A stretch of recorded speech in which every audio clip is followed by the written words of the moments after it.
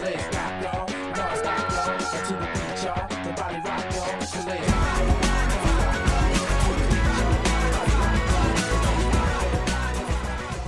O que acontece no nosso intestino pode mudar a nossa disposição, o nosso humor e pode até deprimir-nos.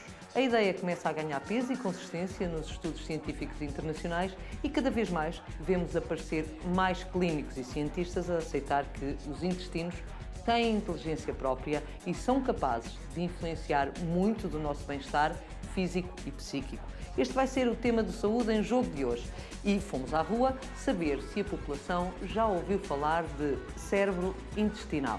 Veja o resultado. Olá Marina, hoje o Saúde em Jogo veio para a rua perceber se os portugueses sabem o que é o cérebro intestinal. Já ouviu falar em cérebro intestinal? Não. Não, nunca tinha ouvido falar. Nunca. Acho que sim. Não, ainda não. Não. Não. Acha que a depressão pode estar ligada ao intestino? Acho que sim. Acho que tem diferença no funcionamento do intestino. Sim. Bem, certamente, o cérebro comanda, no fundo, tudo o que temos no corpo, portanto, sim. Talvez. Não faço a mínima ideia. Não. Acho que não. Acho que não.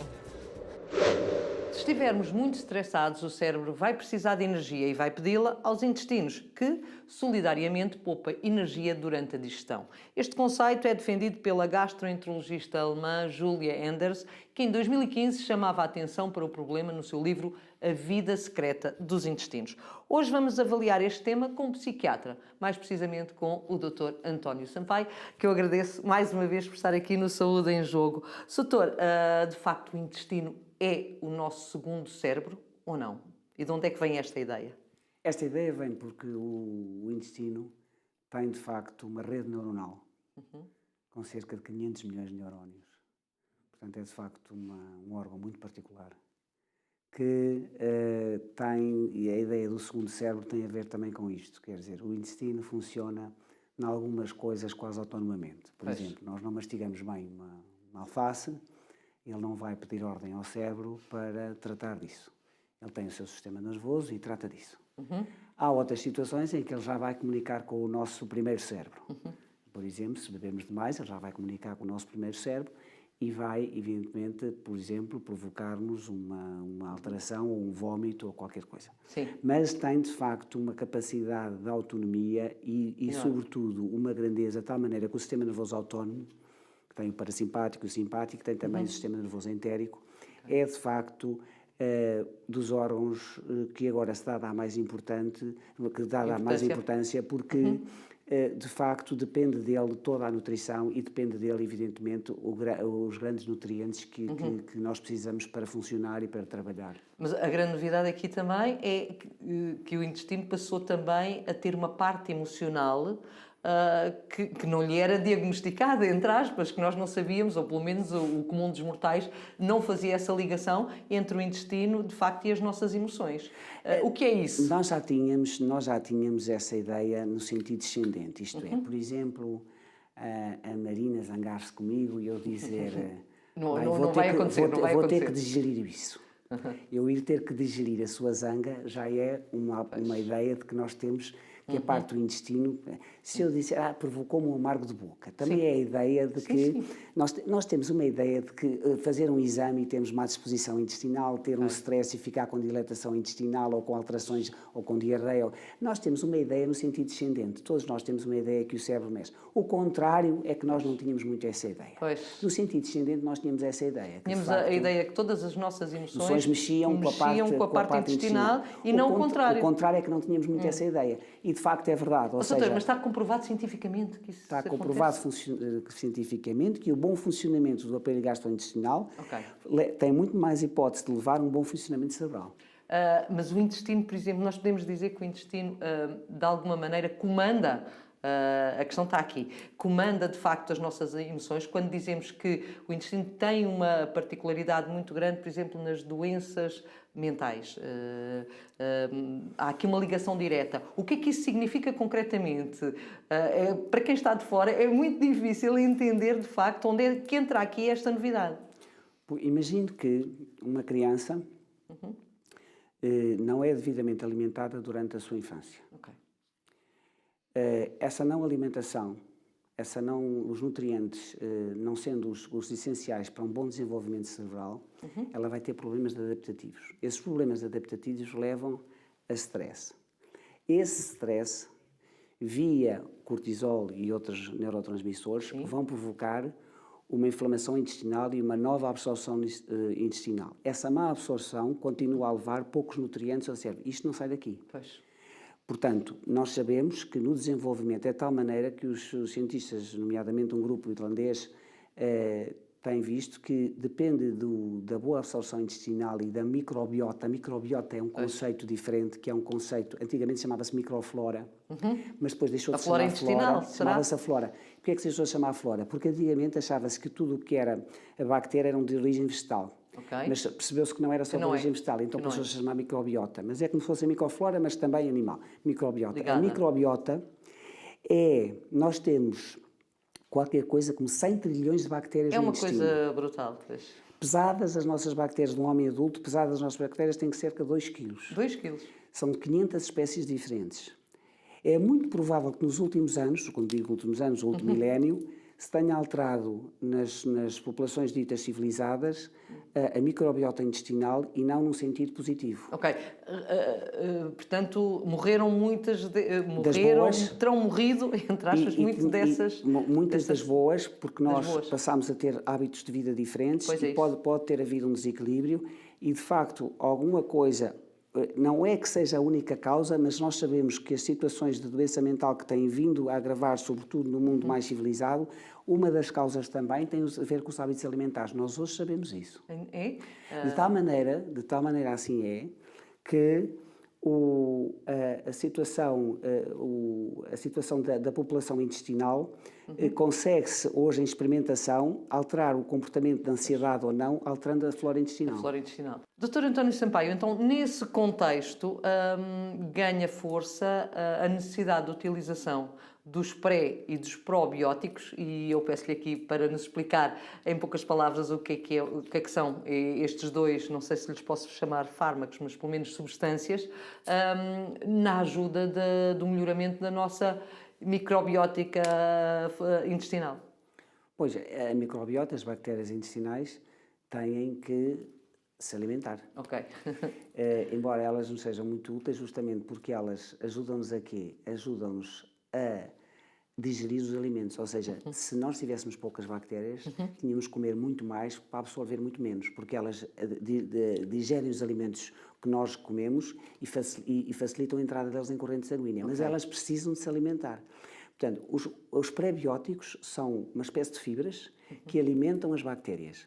Os probióticos são as próprias bactérias, ou seja, se eu tiver via, por exemplo, de ter de tomar um antibiótico durante muito tempo, esterilizar a minha flora intestinal, eu devo tomar probióticos porque eles vão restaurar uma flora que se quer normal e que é importante para a absorção. Portanto, ganha peso. Ganha peso. Por outro lado, os probióticos podem, de hoje para amanhã, aliás, surgiu na Irlanda um conceito de psicobióticos, que seriam as substâncias que poderiam mudar as populações de bactérias e poderiam facilitar determinadas absorções. Imagine, por exemplo, se uma população de bactérias facilita a absorção de gorduras e nós tivemos um problema de obesidade, se pudéssemos mudar essa população de bactérias para não absorver tão bem as gorduras, poderíamos melhorar essa situação. Portanto, o nosso intestino, e isto antes de fazermos aqui um pequeno intervalo, pode ser o responsável não só pelas doenças que nós já sabemos que existem e que são derivadas dos problemas gastrointestinais, mas de muitas outras. Agora. As psicológicas, por exemplo, têm a ver com a absorção da serotonina. Por exemplo, a absorção da serotonina, que, como se sabe, é a hormona da felicidade, entre aspas, tem 95% é absorvida a nível intestinal. E, portanto, depende do microbiota. Já voltamos, doutor. Momento agora de sair do estúdio e de falar da alimentação. Aliás, temos estado também a falar da alimentação de outra maneira, porque somos o que comemos. Vem aí o Miguel Godinho, nutricionista da Fundação Portuguesa Professor Fernando Pádua, e vai-nos explicar porque é que somos de facto o que comemos. Olá, Miguel.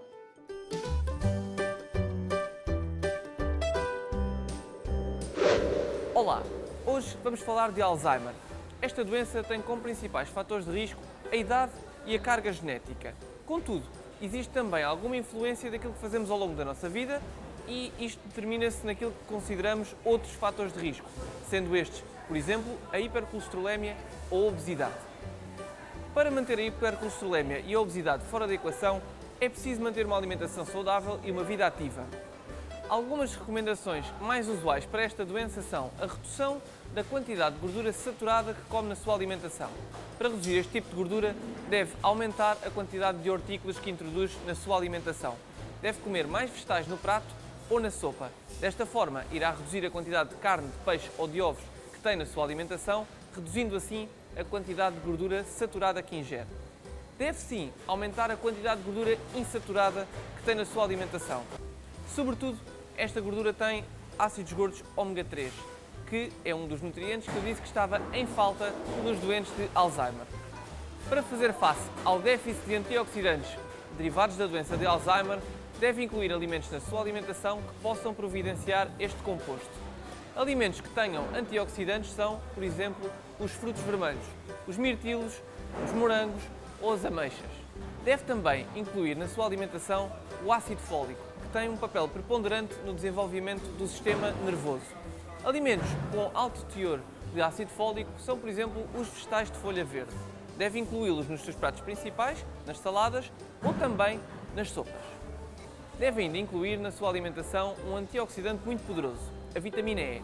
Pode ser encontrada nos frutos secos que consome nos seus lanches do meio da manhã ou do meio da tarde. Deve ainda incluir na sua alimentação vitamina B12.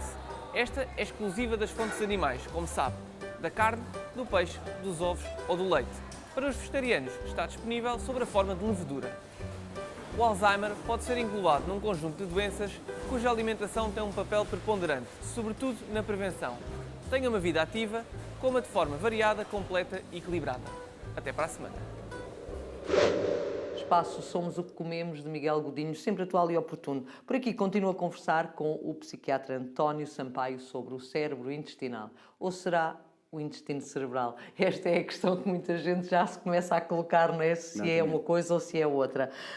Doutor, há especialistas que dizem que ainda, independentemente de tudo aquilo que nós temos estado a falar, que várias doenças, entre as quais a diabetes, Parkinson, o síndrome do intestino irritável, as doenças inflamatórias intestinais, portanto, Crohn, colite ulcerosa, podem estar associados a alterações neuroquímicas do sistema nervoso entérico, ligado ao intestino. É, no fundo, aquilo que temos estado a falar. Portanto, não é apenas uma nem duas doenças, muitas mais poderão estar aqui ligadas. Cada vez há mais evidências disso. Também era de crer que certas doenças, de tal maneira complexas, não têm origem só num ponto, não é? As doenças são cada vez mais puzzles que envolvem vários sistemas. E tudo contribui para eclodir uma determinada situação patológica. Mas, por exemplo, olha, no Parkinson, nós sabemos que o doente de Parkinson começa frequentemente de uma forma precoce com alterações do trânsito intestinal. E as primeiras alterações a ver são justamente nos neurónios mesentéricos, são as primeiras alterações a verificarem-se. Essa é que está mais evoluída, não é? Relativamente à Parkinson, quase que já não há dúvidas que, de facto, há aqui que já não há dúvidas que há essa relação situação causa-efeito. Causa e efeito, ou pelo menos de contribuição, quer dizer, cá está, não é exclusivamente, mas de contribuição grande. Sim. Já também no cólon irritável, também a situação parece evidente, quer dizer, há de facto, o cólon irritável é uma situação que ela mesma, por inflamação, leva depois a situações, a citoquinas inflamatórias que levam à diminuição de serotonina e que levam a estados depressivos ou ansiosos, estados depressivos ansiosos esses que provocam o cólon irritável. E isto é um círculo vicioso que tem que se interromper. Claro. A ideia que nós tentamos interromper, a psiquiatria tenta interromper, a gastroenterologia tenta interromper, o que se pretende com esses estudos cada vez mais, e este é o grande caminho da ciência atualmente, é que vamos todos trabalhar ao mesmo tempo. Aí é que está. Era isso que eu lhe ia perguntar. Na sua prática clínica, já teve alguns doentes em que o senhor, fruto desta mudança de paradigma, digamos assim, chegou à conclusão que, de facto, o problema não era tanto aquele que pensava, mas sim um problema intestinal? Ou que era também, ainda hoje tive uma doente com doença celíaca, e de facto havia uma contribuição, aliás foi-me enviada por um gastroenterologista, há uma contribuição evidentemente psicológica, mas há uma contribuição muito grande, cada vez mais é assim, cada vez mais é preciso as equipes trabalharem Em conjunto. Pelas várias especialidades e todas darem a sua contributo sem fazerem fim-capé de que é a ideia da supremacia do cérebro, que é uma ideia muito nossa humana, Pois é. que é a supremacia do cérebro, é legítima, evidentemente nós nos distinguimos. Ainda se diz o segundo cérebro, não é? Ainda se diz o intestino o segundo cérebro, é não é? legítima, nós distinguimos-nos das outras espécies, certamente Claro. o órgão mais excelente é o cérebro. Claro. Mas admitir que a contribuição dos outros é fundamental, isso faz parte do dia da manhã e de hoje já. Claro, portanto, a relação multidisciplinar vai ser mais intensa no futuro e, de facto, gastroenterologistas e psiquiatras, neste caso, vão passar a trabalhar em conjunto. O caminho é por aí, não é? Por exemplo, a ideia de uma melhor absorção serotoninérgica, por exemplo, nos casos das situações depressivas. Nós hoje utilizamos antidepressivos que aumentam a neurotransmissão serotoninérgica. Por uma via relativamente complicada, que é uma via de bloqueio dos receptores pré-sinápticos. Provavelmente Isso uma é o via quê? Isso a é nível difícil neuronal. de... Na fenda sináptica entre os dois neurónios haja mais serotonina. Se nós pudéssemos, por via dos probióticos, que é uma via muito simples, se nós pudéssemos aumentar os níveis de serotonina por uma via, vamos dizer, mais alimentar, se calhar era uma via mais natural de fazer as coisas. E isto é o que temos que procurar com base científica e não apenas porque sim, mas com base científica já, poder fazer os mesmos efeitos que outros fármacos menos naturais fazem, não é? Isso vale a pena. Há aqui uma questão que acaba por ser muito importante neste contexto todo, que é, será que a medicina, que ao longo dos anos, e nestes anos mais modernos, mais pós-modernos, digamos assim, tem-se centrado no estudo de cada órgão vai passar aos clássicos, vai voltar aos clássicos para ver o homem no seu todo, porque chegamos à conclusão que não podemos estudar, ou pelo menos tratar, um órgão por si só, porque não chegamos lá. Exatamente. Aliás, uma das características da modernidade é essa, não é? É a grande eclosão das especialidades, de ver cada setorzinho, porque o conhecimento começou a evoluir de tal maneira que teve que haver as especialidades. Mas os defensores, os sociólogos que falam da pós-modernidade, dizem isso mesmo, que o que é ideal da pós-modernidade é juntar os conhecimentos e deixar de ver o homem cortado às postas. Isto é o grande ideal da pós-modernidade, é conseguir outra vez ver o homem no todo. E, por exemplo, há um sociólogo que diz uma frase que eu gosto muito, que é: nós só estamos doentes no geral. E não é num particular. Quando adoecemos no geral. Depois, uma fragilidade qualquer denuncia, escapou por ali. Mas a minha doença é do todo, quer dizer, eu adoeço o todo e depois posso fazer um infarto, porque aquele órgão era o mais frágil, mas quando adoeci o todo, quer dizer, foi a forma de expressividade é que foi aquela. Mas a minha doença é do todo, não é só daquele bocadinho. Não é? Uma das coisas que andei a procurar e não encontrei, mas se calhar o Sr. Doutor tem muito mais conhecimentos que eu, como é lógico, e portanto se calhar chegou lá. Eu não vi aqui o problema do cancro e das doenças oncológicas relacionadas com o intestino. Em geral, não estou a falar, logicamente nós sabemos que há o cancro do intestino e tudo isso, mas não vi aqui essa relação de causa e efeito, ou pelo menos de início, ou de ligação do intestino aos diferentes tipos de cancro. Não entra aqui ou ainda estamos no início de todo este processo? Não, o que nós sabemos é que o intestino regula o sistema imunológico. E nós sabemos que o grande exército contra as células cancerosas, oncológicas, é o sistema imunológico. Quer dizer, todos nós temos células oncológicas que são, evidentemente, não são reconhecidas como próprias porque são mutações, não são reconhecidas como próprias por organismo e são atacadas pelo sistema imunológico. Se o sistema imunológico falha, aliás, é muito curioso que determinado tipo de cancros isso é evidente, quer dizer, eu, por exemplo, ao longo da minha vida tenho sempre encontrado que no cancro da mama as mulheres têm um período antes muito complicado da sua vida pessoal. Separações muitas coisas que eventualmente estão baixam no sistema imunológico e, portanto, o intestino é hoje dos órgãos que mais implica no sistema imunológico, portanto, seguramente está ligado à facilitação de células mitóticas que se desenvolvem sem terem anticorpos. Claro. A visão holística da saúde também ganha peso aqui. Ganha muito. Eu acho que aqui no intestino ganha muito e e era de esperar que isto começasse agora, e é de esperar que isto comece agora a dar alguns frutos práticos nas abordagens terapêuticas. Os seus colegas estarão disponíveis para esta visão? Ainda não começou a ser bastante falado. Eu Não é? acho que vai ter que começar a ser mais falado, mais fruto de encontros entre colegas, no multi-equipe dos gastroenterologistas, dos imunologistas. Sobretudo os imunologistas, os gastroenterologistas, os neurologistas e os psiquiatras têm que se reunir acerca disto, porque isto é um novo campo de tratamento de sofrimento mental, seguramente. Claro. Doutor, já voltamos.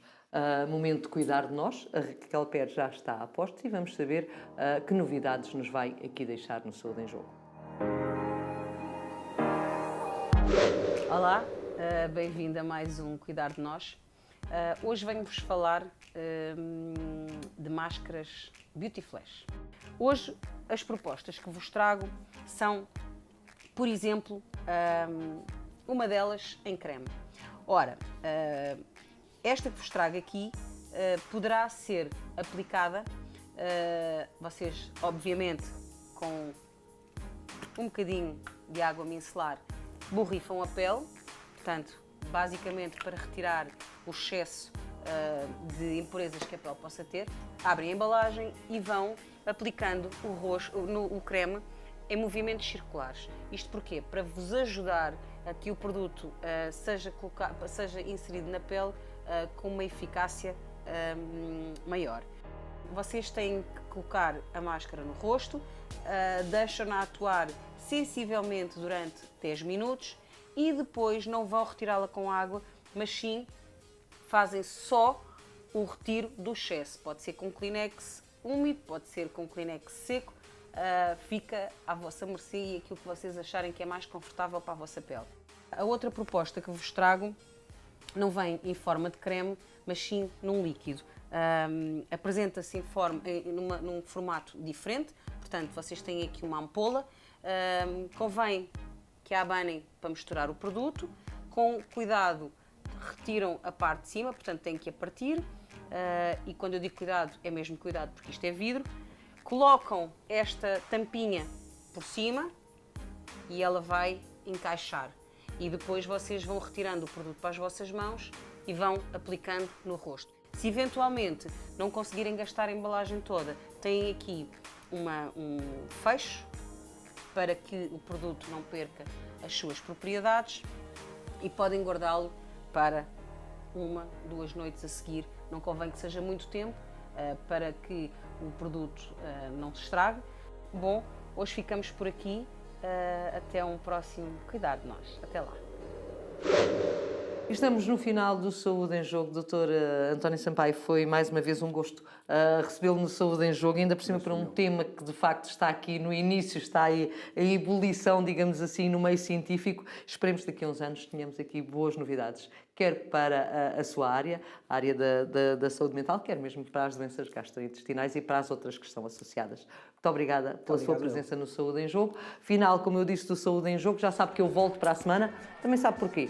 É a sua saúde que está em jogo. Até lá.